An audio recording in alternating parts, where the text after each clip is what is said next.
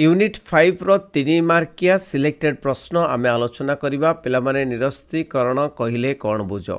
निरस्तीकरण कहिले कोन बुझो ना निरस्तीकरण कहिले अस्त्र-शस्त्र उत्पादन ह्रास एवं उच्छेद को बुझाई थाए।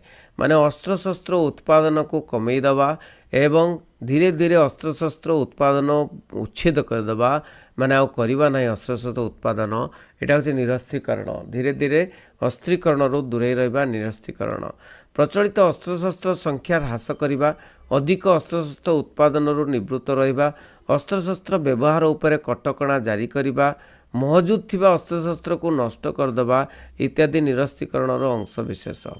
यह भविष्यत कण यह भविष्यत नुहे उपस्थिति यह भविष्य ने उपस्थिति अस्त्र-शस्त्र उपरे नियंत्रण जारी करि थाए। तेणु अस्त्र मोहरु मुक्त रही राष्ट्र माने शांति पाती, राष्ट्र मान भितर प्रगति हुए नहीं। तेणु निरस्तीकरण हेले राष्ट्र भितर शांति आसीबो एवं प्रगति आसीबो। निरस्तीकरण गुरुत्व को बुझेबाकू जाई लॉर्ड ग्रे कहिसंती जदि सभ्यता अस्त्र-शस्त्र गुडी को विनाश करि परिबो नाही, जदि विनाश करि परिबो नाही तबे अस्त्र-शस्त्र सभ्यता को विनाश कर देबो। माने अस्त्र-शस्त्र को जदि आमे विनाश न करि परिबा ताले अस्त्र-शस्त्र आमको विनाश करि देबो नहीं। केते सुंदर कथा। तो एमती लिखिबो 3 मार्किया प्रश्न। तापरे आ गोटे प्रश्न होची परिवेश कहिले कोन बुझो नहीं बा परिवेश दूषित परिवेश कहिले कोन बुझो।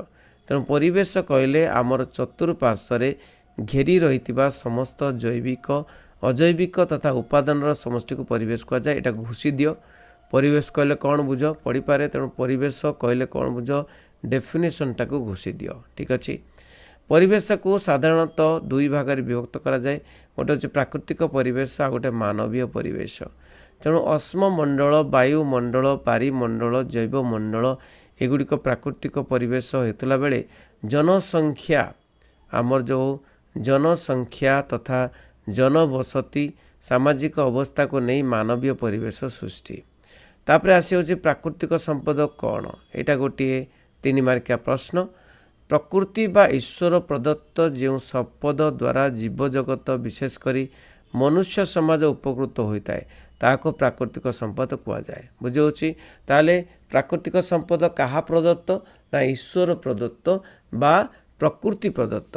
तो प्रकृति देइची ईश्वर देइची जो संपत्ति को प्रकृति ईश्वर देइची जेमिति कि उदाहरण उद्भिद किंबा जंगल वृक्षलता पशु पक्षी कीट पतंग समेत जलवायु मृत्तिका शक्ति वाणिज्य पदार्थ बा खनिज पदार्थ एटा खनिज पदार्थ एगुड़िक सबू प्राकृतिक संपद भाव ग्रहण करा जायछि।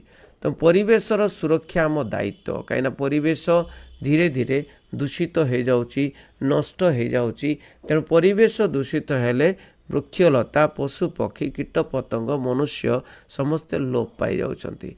तेणु जदि आमे वृक्षलता पशु पक्षी कीट पतंग एवं परिशेष में मनुष्य को जदि सुरक्षा देवाक चाहिए ताहले परिवेश को दूषित नक कौन परिवेश को रक्षा करने को पड़ो। नवीकरण योग्य प्राकृतिक संपद कौन असरंती प्राकृतिक संपद कौन सेम जिनस। तो जो प्राकृतिक संपद को बारंबार व्यवहार करी मध्य विनियोग करने द्वारा संपूर्ण क्षय हो न थाए ताको नवीकरण योग्य प्राकृतिक संपद कह जाए। जल हो वायु हो मृत्तिका हो एगुड़ी को आमे व्यवहार करुछु सत किंतु एटा मध्य आउ थरे तैयारी होछि प्रकृति द्वारा तैयारी होछि। तो पूरा सरू नाही। तो नवीकरण योग्य प्राकृतिक संपद ए जो अंतर्भुक्त सेपर जंगलजात द्रव्य प्राणीजात पदार्थ कृषिजात शस्य यही श्रेणीय प्राकृतिक संपदर अन्य नाम असरंती प्राकृतिक संपद। नवीकरण अयोग्य प्राकृतिक संपद कौन एटा 3 मार्किया भी आसीपारे। जो प्राकृतिक संपद गुड़िक बारंबार व्यवहार पर पुनर्बार चक्र प्रतिक्रिया रे क्षयर परिमाण को भरणा करिपारे नाही बा माने सी सरी जाए नवीकरण अयोग्य प्राकृतिक संपद कह जाए। यही संपद व्यवहार पर क्रमशः ह्रास पाई संपूर्ण शेष होइतिबारु एहाकू सरंती प्राकृतिक संपद मध्य कह जाए। जेमिति कि कोयला हो पेट्रोलियम हो लुहा हो सीसा हो तंबा सुना रूपा जिते भी खनिज पदार्थ एगुड़िक सबू कौन ସରନ୍ତି ସମ୍ପଦ ପ୍ରାକୃତିକ ସମ୍ପଦ। ତେଣୁ ଆଧୁନିକ ସମାହାର ଏହି ସମ୍ପଦର ଆଧୁନିକ ବିନିଯୋଗ ହୋଇଥିବାରୁ ଏହାକୁ ନେଇ ସମସ୍ୟା ସୃଷ୍ଟି ହୋଇଛି। ବିଶ୍ୱ ତାପାୟନ କ'ଣ? ଏଇଟା 100% ତୁମର ଇମ୍ପୋର୍ଟାଣ୍ଟ ପ୍ରଶ୍ନ ପିଲାମାନେ। ବିଶ୍ୱ ତାପାୟନ କ'ଣ? ସମଗ୍ର ବିଶ୍ୱ ବ୍ରହ୍ମାଣ୍ଡରେ ପୃଥିବୀ ହେଉଛି କ'ଣ? ଗୋଟେ ଏକମାତ୍ର ଗ୍ରହ ଯେଉଁଠି ଜୀବଜଗତ ତିଷ୍ଠି ରହିଛି। ଏହାର ମୁଖ୍ୟ କାରଣ ହେଉଛି ପୃଥିବୀ ପୃଷ୍ଠରେ ନିର୍ଦ୍ଦିଷ୍ଟ ତାପମାତ୍ରା ଅଛି ଏବଂ ସବୁଜ ଗୃହର ପ୍ରଭାବ ଯୋଗୁଁ ସମ୍ଭବ ହୋଇଛି। ମାତ୍ର ବିଂଶ ଶତାବ୍ଦୀରେ ପୃଥିବୀ ପୃଷ୍ଠରେ ତାପମାତ୍ରା କ୍ରମଶଃ ବୃଦ୍ଧି ପାଇ ତାହା ସହନୀୟ ସୀମା ଅତିକ୍ରମ କରିଛି। ପୃଥିବୀ ପୃଷ୍ଠରେ ତାପମାତ୍ରା ବୃଦ୍ଧିକୁ ବିଶ୍ୱ ତାପାୟନ, ବିଶ୍ୱ ଉଷ୍ଣତା ବୃଦ୍ଧି, ଗ୍ଲୋବାଲ ୱାର୍ମିଂ କୁହାଯାଉଛି। ଯାହାଫଳରେ କ'ଣ ହେଉଛି ନା ମେରୁ ସ୍ଥାନରେ ବରଫ ତରଳିବା ଆରମ୍ଭ ହେଉଛି, ସମୁଦ୍ର ପତନ ବୃଦ୍ଧି ପାଉଛି ଏବଂ ଯେଉଁ ଜଳବାୟୁରେ ପରିବର୍ତ୍ତନ ଘଟୁଛି ନାହିଁ। ବିଶ୍ୱ ତାପାୟନର କାରଣମାନ କ'ଣ? ବିଶ୍ୱ ତାପାୟନର କାରଣ ହେଉଛି କ'ଣ? ନା ମୁଖ୍ୟ କାରଣ ହେଉଛି ପୃଥିବୀ ପୃଷ୍ଠରେ ନିର୍ଦ୍ଦିଷ୍ଟ ତାପମାତ୍ରା ରକ୍ଷା, ଯାହାକି ସବୁଜ ଗୃହର ପ୍ରଭାବ ଯୋଗୁଁ ସମ୍ଭବ ହୋଇଛି।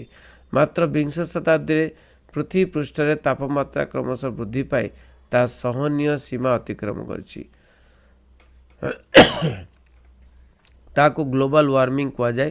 କାରଣ ଗୁଡ଼ିକ ହେଲା ଜନସଂଖ୍ୟା ବିସ୍ଫୋରଣ, ମାନେ ଲୋକମାନଙ୍କର ବୃଦ୍ଧି ହେଉଛି, ଜନସଂଖ୍ୟା ଏତେ ପରିମାଣରେ ବିସ୍ଫୋରଣ ହେଉଛି ଯାହାଫଳରେ କି ଅଙ୍ଗାରକାମ୍ଳ ବୃଦ୍ଧି ହେଇ ଚାଲିଛି।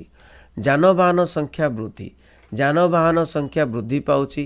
ତେଣୁ ଯାନବାହନରୁ ମାନେ ବାହାରୁଥିବା ଯବକ୍ଷାରଜାନ, ଅଙ୍ଗାରକାମ୍ଳ ଏଗୁଡ଼ିକ ସବୁ ବାୟୁକୁ ବହୁତ ଦୂଷିତ କରୁଛି। ଜଙ୍ଗଲର ଅବକ୍ଷୟ, ଜଙ୍ଗଲ ହେଉଛି କ'ଣ? ଅମ୍ଳଜାନ ଦିଏ, କିନ୍ତୁ ଜଙ୍ଗଲକୁ ଆମେ କ'ଣ କରୁଛୁ? କ୍ଷୟ କରୁଛୁ। ଯେବେ ଜଙ୍ଗଲ କମି କମି ଯାଉଛି ଏବଂ ଗ୍ରୀନ୍ ହାଉସ୍ ବା ସବୁଜ ଘର ଗ୍ୟାସ୍ ଗୁଡ଼ିକ ବୃଦ୍ଧି ପାଇ ଯାଉଛି। ତେଣୁ ସବୁଜ ଗୃହରେ ଅଙ୍ଗାରକାମ୍ଳ ଗ୍ୟାସ୍ ପରିମାଣ ବୃଦ୍ଧି ହେଉଛି, ଓଜୋନ ସ୍ତରରେ ମଧ୍ୟ ଛିଦ୍ର ହେଉଛି। ଏଗୁଡ଼ିକ କାରଣ, ଯେଉଁ କାରଣ ଗୁଡ଼ିକ ବିଶ୍ୱ ତାପାୟନର କାରଣ। ବିଶ୍ୱ ତାପାୟନର ପ୍ରଭାବ ଗୁଡ଼ିକ କ'ଣ? ବିଶ୍ୱ ତାପାୟନ ଯୋଗୁଁ ସମଗ୍ର ବିଶ୍ୱରେ ପାଣିପାଗ ଜଳବାୟୁରେ ବ୍ୟାପକ ପରିବର୍ତ୍ତନ ଘଟିଛି। ଏହି ଜଳବାୟୁ ପରିବର୍ତ୍ତନ ପାଇଁ ସମଗ୍ର ବିଶ୍ୱରେ ରାଷ୍ଟ୍ରନାୟକ ପରିବେଶବିତ୍ ଚିନ୍ତିତ ଅଟନ୍ତି। ବିଶ୍ୱ ତାପାୟନ ଓ ତତ୍କାଳୀନ ଜଳବାୟୁ ପରିବର୍ତ୍ତନ ପ୍ରଭାବମାନ ହେଲା କ'ଣ? ନା ମେରୁ ଅଞ୍ଚଳରେ ବରଫ ତରଳିବା ଆରମ୍ଭ ହୋଇଛି। ଆଉ ବରଫ ତରଳିଲା, ତାପରେ ବରଫ ତରଳିବା ଦ୍ୱାରା ସମୁଦ୍ର ପତନ ବୃଦ୍ଧି ପାଉଛି। ପରିବେଶ ଓ ଜୈବ ବିବିଧତା ଉପରେ ପ୍ରଭାବ ପଡ଼ୁଛି। ସେମାନେ ପରିବେଶ ଦୂଷିତ ହେଉଛି, ଜୈବ ବିବିଧତା ମାନେ ଜୀବମାନେ ମୃତ୍ୟୁ ପ୍ରାୟ ହେଇଯାଉଛନ୍ତି, ପତନ ମଧ୍ୟ ହେଉଛି। ବାରମ୍ବାର ପ୍ରାକୃତିକ ବିପର୍ଯ୍ୟୟର ସମ୍ଭାବନା ହେଉଛି। ଆଉ କୃଷି ଉତ୍ପାଦନରେ ହ୍ରାସ ହେଉଛି। ସବୁଜ ଗୃହ ଉପରେ ପ୍ରଭାବ, ଓଜୋନ ସ୍ତରରେ ଛିଦ୍ର ସଂଖ୍ୟା ବୃଦ୍ଧି ହେଉଛି। ଜଳବାୟୁ ପରିବର୍ତ୍ତନର କାରଣମାନ କ'ଣ? ଜଳବାୟୁ ପରିବର୍ତ୍ତନର କାରଣ ହେଉଛି, ମୁଖ୍ୟ କାରଣ ହେଉଛି ଜନସଂଖ୍ୟା ବିସ୍ଫୋରଣ। ତ ଜନସଂଖ୍ୟା ଯେତେ ମାତ୍ରାରେ ଧୀରେ ଧୀରେ ବଢ଼ୁଛି, ସେଇ ବୃଦ୍ଧିର ଜନସଂଖ୍ୟା ସେ ଚାପ ପ୍ରୟୋଗ ହେଉଛି ଏବଂ ଜନସଂଖ୍ୟା ବିସ୍ଫୋରଣରେ ଜଳବାୟୁ ପରିବର୍ତ୍ତନ ହେଉଛି। ଯାନବାହନ ସଂଖ୍ୟା ବୃଦ୍ଧି ହେଉଛି। ଏଇ ଯେଉଁ ଜନସଂଖ୍ୟାର ବିସ୍ଫୋରଣ, ତା ଜନସଂଖ୍ୟା ବିସ୍ଫୋରଣରେ ଆମର ମାନେ କ'ଣ? ପରିବେଶ ବହୁତ ଦୂଷିତ ହେଉଛି। ଯାନବାହନ ସଂଖ୍ୟା ବୃଦ୍ଧି ଫଳରେ ମଧ୍ୟ ପରିବେଶ ଦୂଷିତ ହେଉଛି। ଜଙ୍ଗଲ ଅବକ୍ଷୟ କରୁଛି, ଯେଉଁଟାକି ଭାରସାମ୍ୟ ତିଆରି କରେ ଜଙ୍ଗଲର ଅବକ୍ଷୟ ହେଉଛି। ସବୁଜ ଗୃହରେ ଅଙ୍ଗାରକାମ୍ଳ ଗ୍ୟାସ୍ ପରିମାଣ ବୃଦ୍ଧି ପାଉଛି। ଓଜୋନ ସ୍ତରରେ ଛିଦ୍ର ହେଉଛି।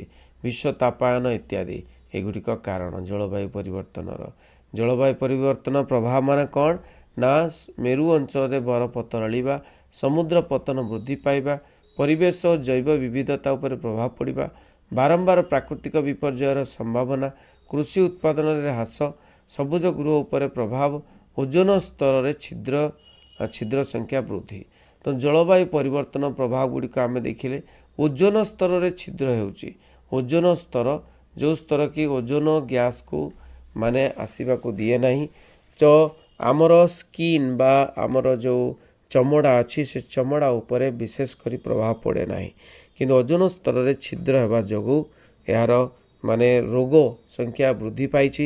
ସବୁଜ ଗୃହର ପ୍ରଭାବ ପଡ଼ୁଛି, ଉପରେ ପ୍ରଭାବ, କୃଷି ଉତ୍ପାଦନରେ ହ୍ରାସ ହେଉଛି।